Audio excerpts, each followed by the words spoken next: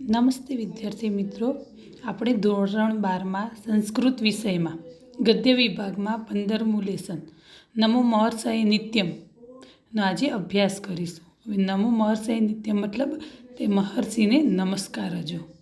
હવે કયા મહર્ષિની વાત કરી છે એનો આપણે થોડો હવે પરિચય મેળવી લઈએ. જો કે 19મી શતાબ્દીમાં અનેક સમાજ સુધારકો મહાન સંતો થઈ ગયા અને એમાં એક નામ હતું એ મહર્ષિ દયાનંદ સરસ્વતીનું, જેમ આપણે ઓળખીએ છીએ. તો એમણે એમની વૈચારિક ક્રાંતિના લાવીને માનવ વચ્ચે જે ભેદભાવો પેદા થયા હતા તે બધા દૂર કરવાનો પ્રયત્ન કર્યો. પછી સમાજમાં જે નારીની સ્થિતિ હતી બહુ જ ખરાબ, તો એને માનસભર બનાવવાનો પ્રયત્ન કર્યો. જે જુદા જુદા અંધશ્રદ્ધાઓ ચાલતી હતી, પાખંડો ચાલતા હતા, એ બધાને દૂર કરવાનો પ્રયત્ન કર્યો છે. અને આપણે એ પણ જાણીએ છીએ કે આર્ય સમાજ નામની જે સંસ્થા છે અત્યારે મુંબઈમાં, એની સ્થાપના પણ દયાનંદ સરસ્વતીએ કરેલી હતી. આ બધું તમે ભણેલા જ છો, એને આપણે ડિટેલ્સમાં લેસનમાં જોવાના જ છીએ. અને એમણે 3 ગ્રંથો રચેલા છે, જો હું અંડરલાઇન કરીશ: ઋગ્વેદાદી ભાષ્ય ભૂમિકા, સત્યાર્થ પ્રકાશ અને સંસ્કાર વિધિ નામના 3 ગ્રંથોની પણ રચના કરેલી છે. અને એમણે 1875માં આર્ય સમાજ નામની સંસ્થાની સ્થાપના કરી હતી અને એ પણ મુંબઈમાં કરેલી છે. બરાબર. હવે આપણે લેસન તરફ જઈશું.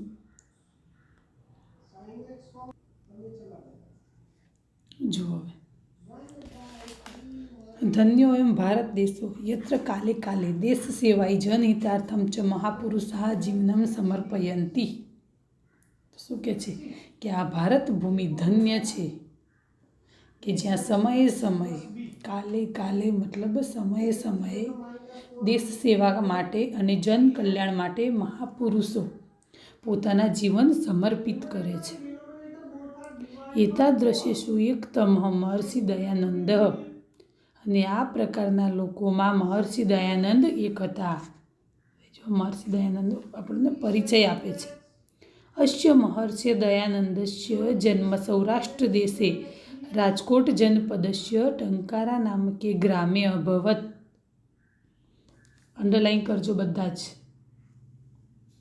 જ્યાં જ્યાં હું અંડરલાઇન કહું ત્યાં અંડરલાઇન કરીને એ સમજી લેવાનું કે લાઈન તમારી આઈએમપી છે. ક્વેશ્ચનમાં કે એમના વિશે કંઈક શોર્ટ નોટ આવે, ગમે તે રીતે તમને પૂછાશે જ, MCQમાં પણ મૂકી શકે. બરાબર. તો જુઓ, આ મહર્ષિ દયાનંદનો જન્મ સૌરાષ્ટ્ર નામના પ્રદેશમાં રાજકોટ જનપદસ્ય મતલબ રાજકોટ જિલ્લાના ટંકારા નામના ગામમાં થયો હતો. ફરીથી, આ મહર્ષિ દયાનંદનો જન્મ સૌરાષ્ટ્રના રાજકોટ જિલ્લાના ટંકારા નામના ગામમાં થયો હતો. ખાસ ધ્યાન રાખો.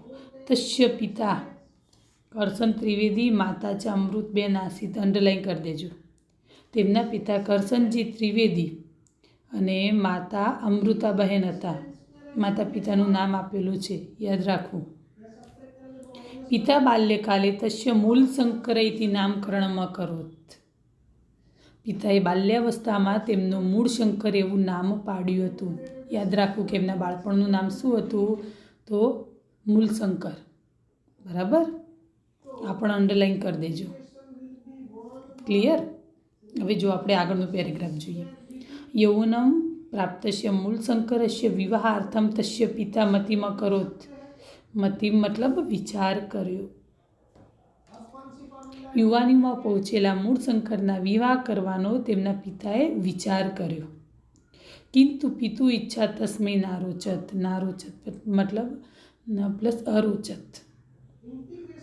પરંતુ પિતાની ઈચ્છા તેમને ગમી નહીં. સહ શાશ્વતસ્ય શિવસ્ય પ્રાપ્તાર્થમ પિતરમ ગૃહમ ચાત્યજત. ચ પ્લસ અત્યજત સંધિ છે.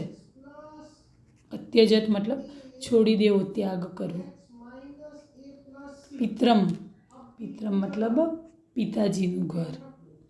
તેમણે શાશ્વત શિવ તત્વને મેળવવા માટે પિતાના ઘરનો ત્યાગ કર્યો. જો, શાશ્વત શિવસ્ય મતલબ પરમ તત્વ, જે આપણે ફોટા રૂપે શિવલિંગ રૂપે ભગવાનને ભજીએ છીએ એવું નહીં, જે પરમ તત્વ છે, જેનું નિરાકાર છે, જેનું કોઈ નામ નથી, એવા પરમ તત્વને પામવા માટે એમણે પિતાના ઘરનો ત્યાગ કર્યો. આ પણ યાદ રાખજો ક્યાંથી ક્યાં ગયા હતા એ. ટંકારાત સાયલા ગ્રામો તત સિદ્ધપુરમ તત ચ વસો ચાણોદ નગરે નર્મદા તટમ અવ્રજત. ખાસ ધ્યાન. જો ટંકારા ગામથી સાયલા ગામ તરફ, પછી સિદ્ધપુર શહેર તરફ, અને પછી અહીંથી નર્મદા કાંઠે આવેલા ચાણોદ ગામમાં ગયા. નર્મદા કિનારે આવેલા ચાણોદ ગામમાં. ફરીથી સૌથી પહેલાં ટંકારા ગામથી સાયલા, સાયલાથી સિદ્ધપુર, સિદ્ધપુરથી નર્મદા કિનારે આવેલા ચાણોદ. બરાબર. ટંકારાથી સાયલા, સાયલાથી સિદ્ધપુર, સિદ્ધપુરથી ચાણોદ. બરાબર. એ અંડરલાઈન કરી દેજો લાઈન. બરાબર. હવે આગળ જુઓ. તત્ર ગુરો પૂર્ણાનંદાત સંન્યાસ દીક્ષામ ગૃહીત્વા સંન્યાસી અભવત. જો સૌથી પહેલી દીક્ષા કોની પાસેથી આપણે લીધી? તો ગુરુ પૂર્ણાનંદ પાસેથી. ગુરુ પૂર્ણાનંદાત, પૂર્ણાનંદ, ગુરુ પૂર્ણાનંદ. આ પણ અંડરલાઈન કરી દેજો. ત્યાં ગુરુ પૂર્ણાનંદ પાસેથી સંન્યાસની દીક્ષા પ્રાપ્ત કરીને સંન્યાસી થયા. મતલબ ચાણોદ નર્મદા કિનારે એમણે ગુરુ પૂર્ણાનંદ પાસેથી દીક્ષા લીધી અને સંન્યાસી બની ગયા. તત પ્રભૃતિ દયાનંદ સરસ્વતીથી તસ્ય નામ પ્રસિદ્ધમ અગચ્છત. અને પછીથી દયાનંદ સરસ્વતી એવા નામે તેઓ પ્રખ્યાત થયા. જો દયાનંદ સરસ્વતી નામ ક્યારે પડ્યું? તો એમણે ચાણોદ ગામમાં, નર્મદા કિનારે ચાણોદ ગામમાં ગુરુ પૂર્ણાનંદ પાસેથી દીક્ષા લઈને સંન્યાસી બન્યા, ત્યારે એમણે દયાનંદ સરસ્વતી એવું નામ મળ્યું. એમનું બાળપણનું નામ હતું મૂળશંકર. બરાબર. આ પણ લાઈન અંડરલાઈન કરી દેજો. બરાબર. ચલો હવે આગળ. ઈશ્વર સાક્ષાત્કારસ્ય તીવ્રામિચ્છામ મનસી ધૃત્વા અયમ દયાનંદ ઇતસ્તત પર્યટત. ઇતસ્તત મતલબ ઇત પ્લસ તત, આમ તેમ. ઈશ્વરના સાક્ષાત્કારની તીવ્ર ઈચ્છા મનમાં ધારણ કરીને આ દયાનંદ આમ તેમ ફરતા રહ્યા. પરંતુ તસ્ય ઈચ્છા કથમપી ન ફલિતા. પરંતુ તેમની ઈચ્છા કોઈ પણ પ્રકારે ફળી નહીં, મતલબ ઈચ્છા પૂરી ના થઈ. એકદા સહ કસ્યચિત મહાનુભાવસ્ય પ્રેરણયા મથુરાયામ ગુરુ વિરજાનંદસ્ય સકાશમ અગચ્છત. જો હવે તેઓ ક્યાં ગયા? કે એક દિવસ તેઓ કોઈક મહાનુભાવની પ્રેરણાથી મથુરામાં ગુરુ વિરજાનંદની પાસે ગયા. જો મથુરામાં કયા ગુરુ હતા? તો ગુરુ વિરજાનંદ. ધ્યાન આપજો, અંડરલાઈન કરી દેજો. વિરજાનંદ તમ વિવિધ વિદ્યા ઉપાદિશ્યત. ગુરુ વિરજાનંદે તેમને વિવિધ વિદ્યાઓનો ઉપદેશ આપ્યો. અધ્યયનસ્ય સમાપ્તૌ બધા જ જલી દયાનંદમ ગુરુ અવદત. બધા જલી એટલે બે હાથ જોડીને ઊભા રહેવું એને કહેવાય બધા જલી. અધ્યયન સમાપ્ત થયું ત્યારે બે હાથ જોડીને ઊભા રહેલા દયાનંદને ગુરુએ કહ્યું, વત્સ ત્વમ સુયોગ્ય સમર્થ ચ અસી. હે વત્સ, તું સુયોગ્ય અને સમર્થ છે, મતલબ સામર્થ્યવાન છે, તારામાં તાકાત છે. ત્વમિતઃ ગત્વા માનવેષુ વેદ વિદ્યામ પ્રચારય પ્રસારય. પ્રચારય મતલબ પ્રચાર કર અને પ્રસારય મતલબ ફેલાવો કર. જુઓ શું કહે છે. તું અહીંથી જઈને લોકોમાં વેદ વિદ્યાનો પ્રચાર અને પ્રસાર કર. તદેવ તવ જીવન લક્ષ્યમ ભવતું. તે જ તારું જીવન ધ્યેય બનો. શું જીવન ધ્યેય બનવાનું તું? કે તું લોકોમાં જઈને વેદ વિદ્યાનો પ્રચાર અને પ્રસાર કર. આ જ તારું જીવન ધ્યેય છે. બરાબર. જો જનેષુ સદ્વિદ્યામ ઉપદિશ્ય સત્યમ પ્રકાશય. લોકોને સદવિદ્યાનો ઉપદેશ કરીને સત્યનો પ્રકાશ કર. સત્યમ પ્રકાશ્ય કુરૂઢી બંધનાની ત્રોટય. કુરૂઢી બંધનાની મતલબ કુરિવાજોના બંધન અને ત્રોટય મતલબ તોડી નાખ. સત્યને પ્રકાશિત કરીને કુરિવાજોના બંધનને તું તોડી નાખ. અંધશ્રદ્ધાયા અંધકારમ વિદારય. અંધશ્રદ્ધાના અંધકારને ચીરી નાખ. વિદારે મતલબ ચીરી નાખ, તોડી નાખ, દૂર કરી દે મતલબ. એવમ જનસેવામ કૃત્વા કર્મશીલમ જીવનમ યાપય. અને આ પ્રમાણે જનસેવા કરીને કર્મશીલ યોગીનું જીવન પસાર કર. યાપય મતલબ પસાર કર, વિતાવ. આ રીતે તું જીવન જીવ એમ. એવમ સસ્નેહ પ્રબોધિતો દયાનંદ તત નિર્ગત્ય સમગ્રે ભારતે વિના ભેદભાવમ સર્વાન જનાન વેદ ધર્મમ ઉપાદિશ્યત.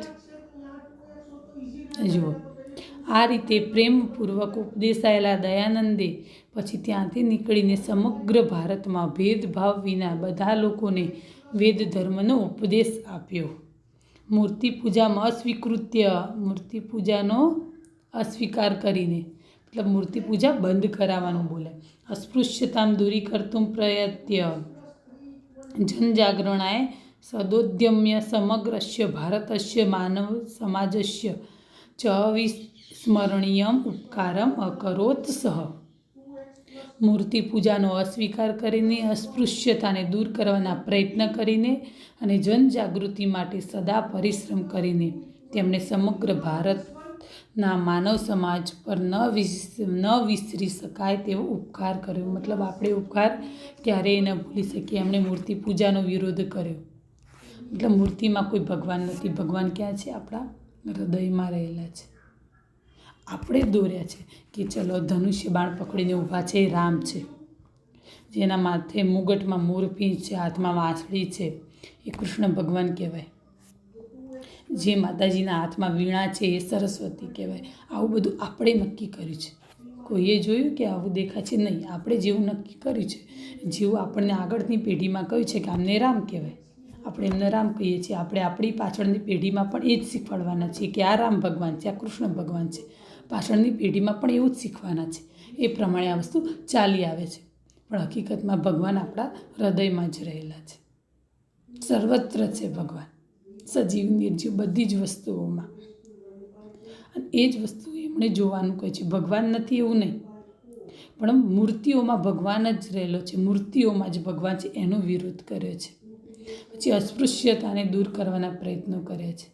મતલબ કોઈ નીચી જાતિનો છે તો એનાથી દૂર રહેવું, એને ટચ ના કરવું, ભેદભાવ કરવા, એ વસ્તુને દૂર કરી છે. આની માટે એમણે જનજાગૃતિ લાવવા માટે, લોકોમાં જાગૃતિ લાવવા માટે ઘણો પરિશ્રમ કર્યો હતો. ઘણી અથાગ મહેનત કરી હતી. હવે આપણે આગળ જોઈશું. જો, સદવિદ્યા પ્રચારાય દયાનંદેન બહવ ગ્રંથા રચિતા. સદવિદ્યાના પ્રચાર માટે મહર્ષિ દયાનંદે અનેક ગ્રંથોની રચના કરી. આ કયા કયા ગ્રંથો? જો તે શું? ઋગ્વેદાદિ ભાષ્ય ભૂમિકા, સત્યાર્થ પ્રકાશ, સંસ્કાર વિધિ. જો તેમાં ઋગ્વેદાદિ ભાષ્ય ભૂમિકા, સત્યાર્થ પ્રકાશ અને સંસ્કાર વિધિ આ ગ્રંથો મુખ્ય છે.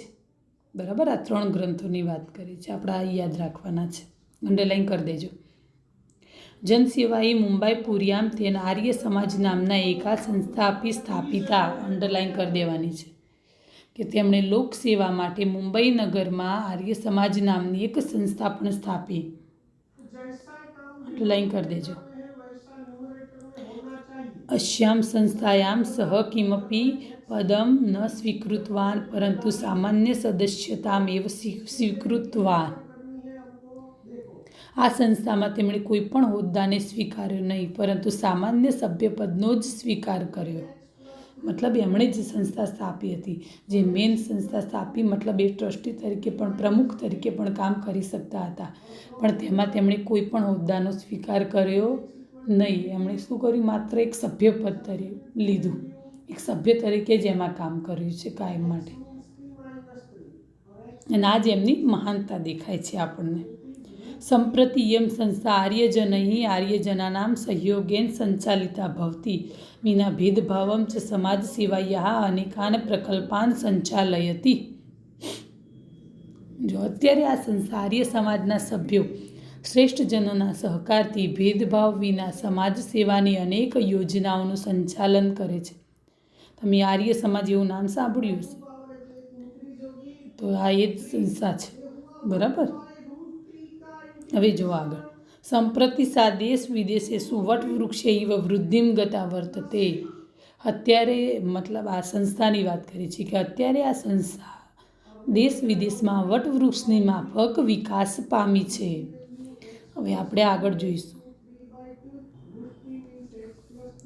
મહાન તત્વજ્ઞ પ્રખરો વક્તા જીવનસ્ય પરિવર્તક પ્રસિદ્ધ દેશભક્ત અર્વાચીનો મહર્ષિ સ્વામી દયાનંદ સ્વજીવનમ રાષ્ટ્રસ્ય સમુદ્ધારાય સમર્પયત।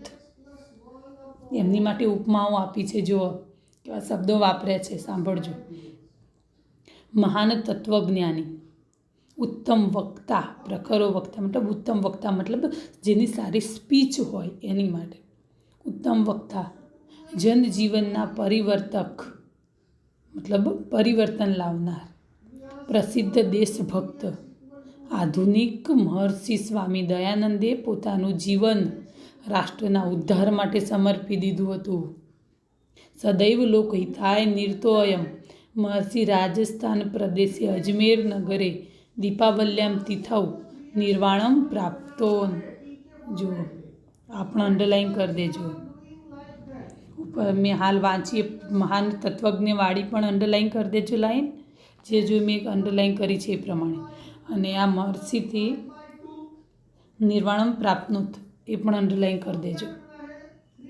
હવે જુઓ, સદૈવ લોકહિતમાં મગ્ન આ મહર્ષિ રાજસ્થાન પ્રદેશમાં અજમેર નગરમાં દીપાવલીના દિવસે મતલબ દિવાળીના દિવસે અવસાન પામ્યા, મૃત્યુ પામ્યા, નિર્વાણ પામ્યા। ક્યાં મૃત્યુ પામ્યા તો જુઓ, રાજસ્થાન પ્રદેશના અજમેર નગરમાં, અને દિવાળીના દિવસે જ, ખાસ ધ્યાન રાખવું, બરાબર। આ પણ અંડરલાઈન કરી દેજો। નમો અસ્તુ રાષ્ટ્રસ્ય સુપુત્રાય મહર્ષય દયાનંદાય। રાષ્ટ્રના સુપુત્ર એવા મહર્ષિ દયાનંદને નમસ્કાર હજો મતલબ વંદન કરું છું, નમન કરું છું। નમો મહર્ષય નિત્યમ દયાનંદાય ધીમતે। વેદ ધર્મો જગદ્વુત્તય યન લોકે પ્રસારિત। જેમણે જગતના કલ્યાણ માટે, જગદ્વુત્તય મતલબ જગતના કલ્યાણ માટે વેદ ધર્મને સંસારમાં ફેલાવ્યો તે બુદ્ધિમાન મહર્ષિ દયાનંદને હંમેશા નમન હોજો, વંદન હોજો। હવે આપણે સ્વાધ્યાય જોઈશું। જો સ્વાધ્યાય, અધોલિખિતેભ્ય વિકલ્પેભ્ય સમુચિતમ ઉત્તરમ ચિનુત। વિકલ્પોમાંથી શોધીને લખવાના છે તમારે આન્સર। એમાં ફર્સ્ટ જુઓ, ભારત દેશે કાલે કાલે મહાપુરુષા જીવનમ કસ્મૈ સમર્પયંતી। તો શું આવશે? દેશેવાય। સેકન્ડ નંબર, મહર્ષિ દયાનંદસ્ય પૂર્વ નામ કિમ આસીત। પહેલાં શું નામ હતું? પૂર્વ નામ મતલબ બાળપણનું નામ, તો મૂલશંકર। થર્ડ નંબર જો, અંધશ્રદ્ધાયા અંધકારમ, તો શું આવશે? વિદારય। ફોર્થ નંબર, મહર્ષિ દયાનંદસ્ય નિર્વાણમ કદા અભવત, તો શું આવશે? દીપાવલ્યામ, દિવાળીના દિવસે, બરાબર। હવે આગળ જોઈએ। હવે જુઓ, સેકન્ડ નંબર, સંસ્કૃત ભાષાયા ઉત્તરમ લિખત। એમાં ફર્સ્ટ નંબર છે, મહર્ષિ દયાનંદસ્ય જન્મ કુત્ર અભવત। તો સૌરાષ્ટ્ર દેશે રાજકોટ જનપદસ્ય ટંકારા નામ કે ગ્રામે અભવત, બરાબર। લેસનમાંથી તમે એ પ્રમાણે જોઈ લેજો, સંસ્કૃતમાં જ આન્સર લખવાના છે। અને આવું જ ક્વેશ્ચન તમને ગુજરાતીમાં પણ પૂછી શકે, બરાબર। તો બંને રીતે તમારે યાદ રાખવાનું છે। સેકન્ડ નંબર જોઈ લો, મહર્ષિ દયાનંદસ્ય પિતું નામ કિમ આસીત। તો પિતું નામ કરશન ત્રિવેદી આસીત। તમારે પૂરા વાક્યમાં આન્સર લખવાનો છે કે મહર્ષિ દયાનંદસ્ય પિતું નામ કરશન ત્રિવેદી આસીત, બરાબર। થર્ડ નંબર, મહર્ષિ દયાનંદ પિતૃગૃહમ ત્યક્ત્વા કુત્ર અવ્રજત. તો મહર્ષિ દયાનંદ પિતૃગૃહમ ત્યક્ત્વા ચાણોદ નગરે નર્મદા તટમ અવ્રજત. બરાબર, ચાણોદ નગરે. 4 નંબર, મહર્ષિ દયાનંદેન રચિતા પ્રમુખા ગ્રંથા કે સંતિ. ના ગ્રંથોનું નામ લખવાનું છે. તો મહર્ષિના દયાનંદેન ઋગ્વેદાદિ ભાષ્ય ભૂમિકા, સત્યાર્થ પ્રકાશ, સંસ્કાર વિધિ ચ એતે પ્રમુખા ગ્રંથા રચિતા સંતિ. 5 નંબર, દયાનંદ મથુરાયામ કસ્ય સકાશમ અગચ્છત.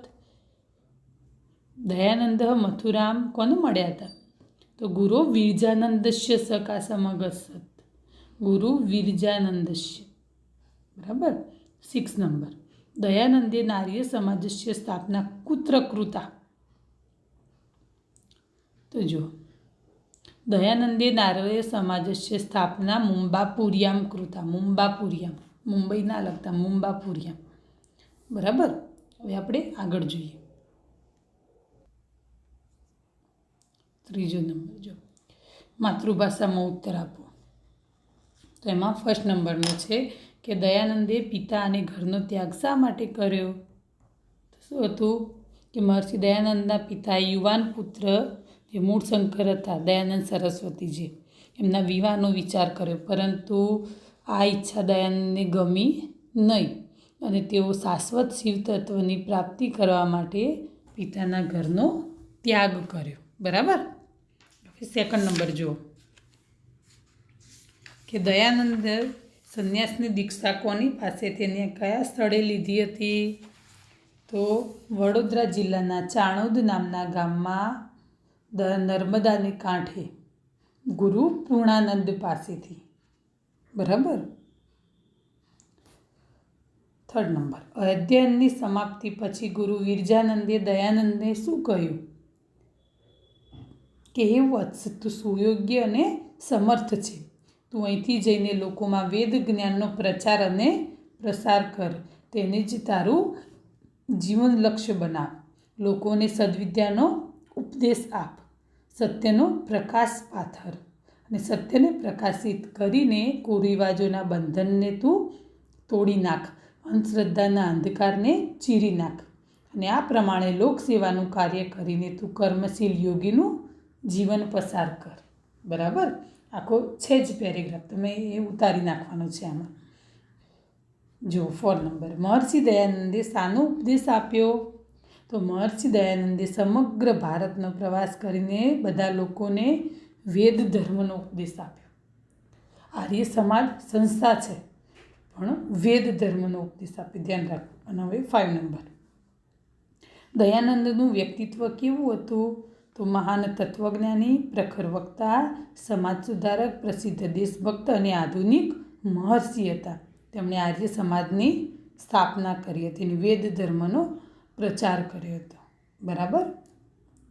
આ પણ તમારે છે જ છેલ્લા પેરેગ્રાફમાં. બરાબર. હવે આપણે આગળ જોઈએ. જુઓ 4 નંબર, વિવરણાત્મક નોંધ લખો. તેમાં વેદ વિદ્યા મતલબ આપણા વેદોમાં ઉપદેશેલી વિદ્યા. આપણા 4 વેદો છે, એમાં કેવી વાતો છે, મતલબ કે આ એક ઉપદેશ આપેલો છે આપણા વેદોમાં.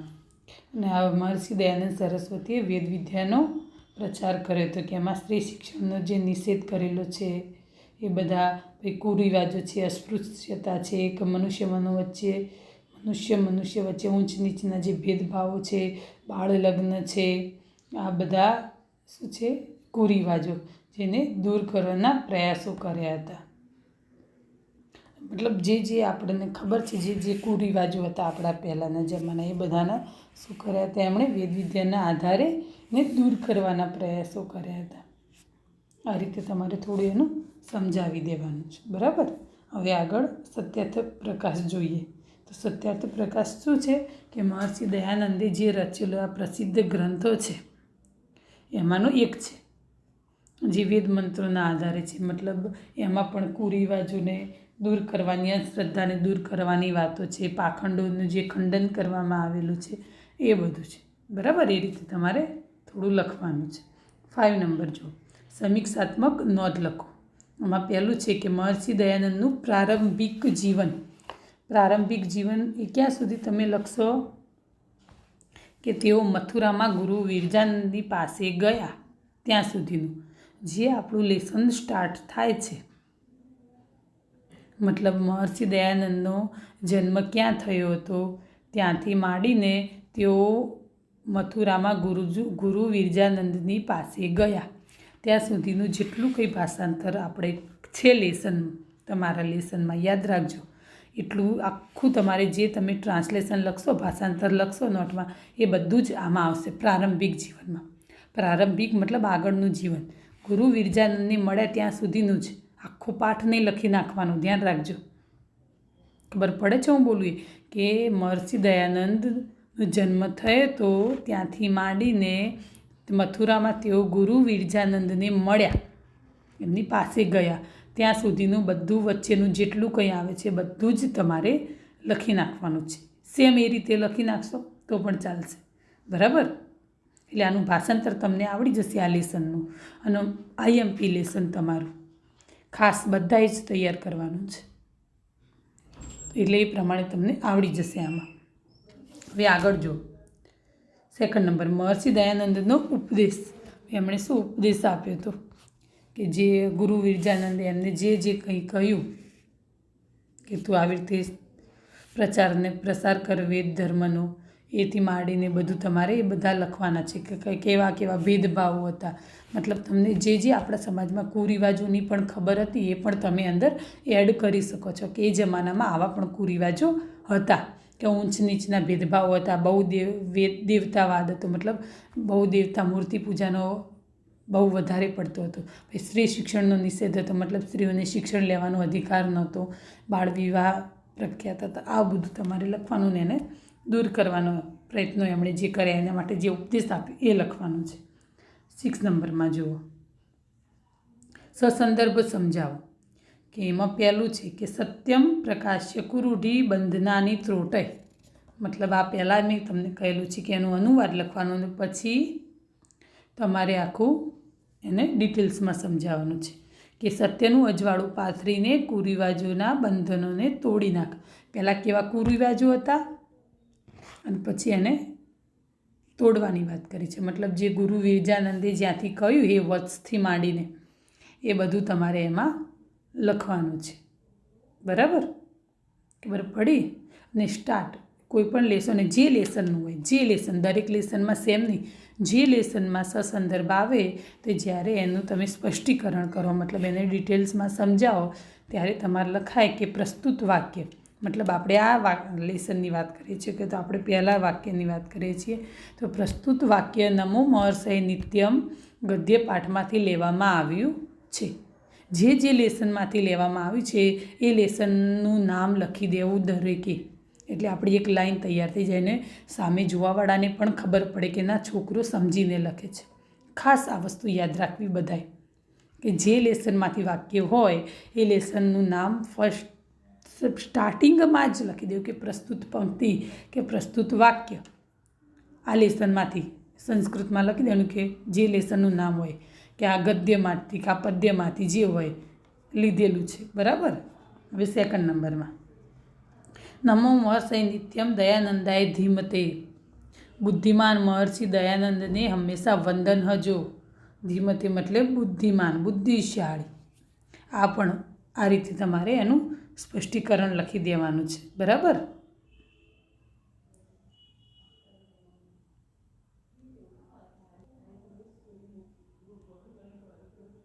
અને હવે અહીં આપણું લેસન પૂરું થાય છે.